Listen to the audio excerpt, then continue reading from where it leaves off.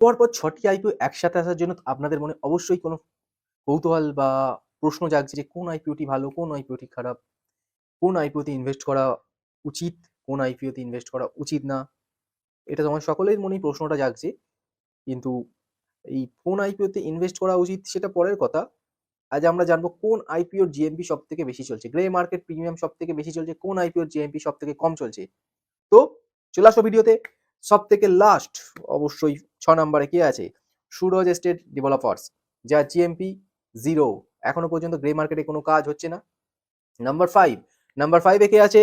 Indian shelter finance corporation limited, যার GMP চলছে মাত্র 20 থেকে 25% এর মধ্যে।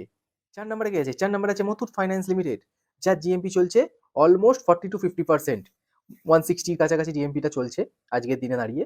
আর নাম্বার 3 তে কে আছে? নাম্বার 3 তে আছে আইনক্স ইন্ডিয়া লিমিটেড। নাম্বারটা খুবই শোনা শোনা সকলের। আর এর জিএমপি কত হচ্ছে? এর জিএমপি অলমোস্ট 50% এর ওপর চলছে। 330 টাকার কাছাকাছি জিএমপি চলছে।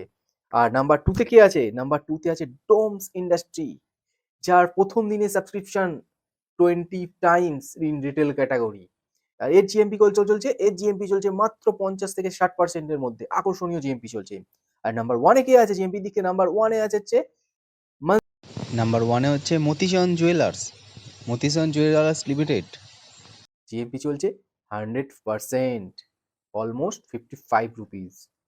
তো আজ পর্যন্ত এখানেই থাক। আর যদি কোনো আইপিও রিভিউ তোমরা জানতে চাও তাহলে আমি নিয়ে আসবো নতুন IPO review. Thank you. Comment